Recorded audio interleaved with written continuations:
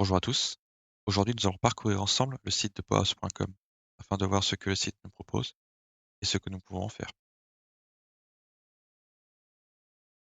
Mais avant toute chose, faisons une petite aparté pour ceux qui ne disposeraient pas de compte leur permettant d'utiliser Power Apps. Vous pouvez, via le lien que je vous ai mis en description, obtenir une licence Power Apps pour une durée de 30 jours. Maintenant que cette aparté est terminée, nous allons donc voir ensemble ce que le site Power Apps peut vous proposer. Sur la page principale, vous allez retrouver donc en haut 3 boutons raccourcis pour créer directement des applications. La première à gauche est un bouton qui vous permet de créer une application à partir d'une source de données, comme typiquement un fichier Excel ou même une liste SharePoint, admettons. Celui du milieu sera plus dans le style d'un site internet, si vous voulez partir dans cette direction-là. Le troisième, quant à lui, sera plus des applications qui sont préfaites par Microsoft, pourraient vous servir. Par exemple, pour faire de la comptabilité, vous pourriez très bien imaginer que Microsoft vous met à disposition un modèle d'application sur lequel vous allez vous greffer. Juste en dessous, vous allez retrouver donc la section Vos applications. Cette partie-là, contrairement à ce qui est inscrit, ce ne sont pas vraiment vos applications. Ce sont plus les applications auxquelles vous avez l'autorisation d'accéder et surtout les dernières applications mises à jour.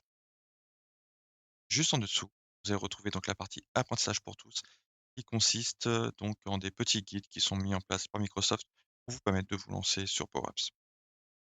Si maintenant nous déplaçons dans la partie, nous allons donc retrouver en haut de cette page les possibilités qui nous sont offertes pour créer des applications rapidement. Applications vides, ça part d'une feuille blanche. Dataverse, qui est un peu la solution Microsoft ressemblant très près à une base de données.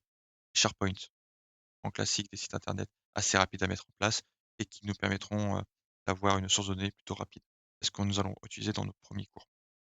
La partie Excel, c'est à peu près la même chose pour le SharePoint. C'est quelque chose d'assez rapide à mettre en place et nous allons aussi, voir un petit peu la connexion avec un Excel, comment nous pouvons alimenter une sur Power Apps. SQL, ça va dans le sens de Dataverse, pareil, les bases de données. Les images et Figma, ça, nous verrons ça bien plus tard. Si nous descendons un peu, nous allons retrouver, dans cette partie-ci, ce que nous avons vu, précédemment dans la partie accueil, à savoir, des types d'applications qui nous sont proposées, où nous allons pouvoir nous greffer dessus pour avoir, on va dire un modèle d'application. Déplaçons-nous maintenant dans la partie découvrir. La partie découvrir, c'est la partie où vous allez donc, pouvoir retrouver tout un tas de tutos, mis en place par Microsoft vous permettant d'approfondir vos connaissances sur Power Apps. Mais pas que. À côté de ça, vous allez aussi retrouver la partie actualités et annonces de Microsoft pour savoir un petit peu les dernières nouveautés sur Power Apps et mises à jour à venir, ce genre de choses. Et bien sûr, vous allez aussi avoir un lien, vers le forum Power Apps pour discuter avec, tout un tas de personnes, qui sont comme vous, en train de concevoir, des applications et ce sera aussi l'occasion de peut-être aider des personnes dans un futur plus ou moins proche et même, pourquoi pas poser des questions, sur vous auriez sur, Power Apps directement sur le forum, Microsoft. Allons faire un tour maintenant dans la partie applications. Dans la première partie, donc à savoir mes applications, vous allez retrouver toutes les applications sur lesquelles, vous avez, travaillé et je dirais même les applications que vous avez créées.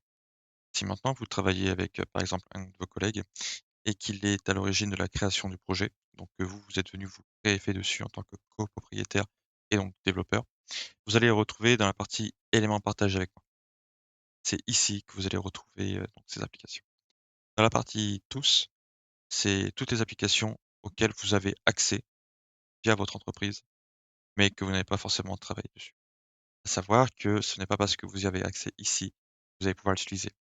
Les applications Power Apps disposent d'autorisations de lecture, mais leur source de données possède elle aussi des autorisations de lecture et écriture. Il se peut très bien qu'une application soit disponible à l'ouverture ici, mais qu'une fois lancée, vous ne pouviez pas l'utiliser parce que la source de données qui pourrait être très bien, par exemple, un SharePoint, ne vous est pas ouvert. Dans la partie suivante, nous allons retrouver donc les tables, les flux, les solutions et d'autres petits raccourcis que vous pouvez rajouter à votre menu. Ces parties-ci, ça fait partie de Dataverse. C'est quelque chose que je vais éviter, de m'étendre dessus pour l'instant, étant donné que c'est un sujet qui peut être relativement complexe et le but, ce n'est clairement pas de vous perdre dès la deuxième vidéo. Dans la prochaine vidéo, nous allons concevoir ensemble notre source de données. Nous allons concevoir un fichier Excel ainsi qu'un SharePoint pour, justement alimenter notre prochaine application Power Apps.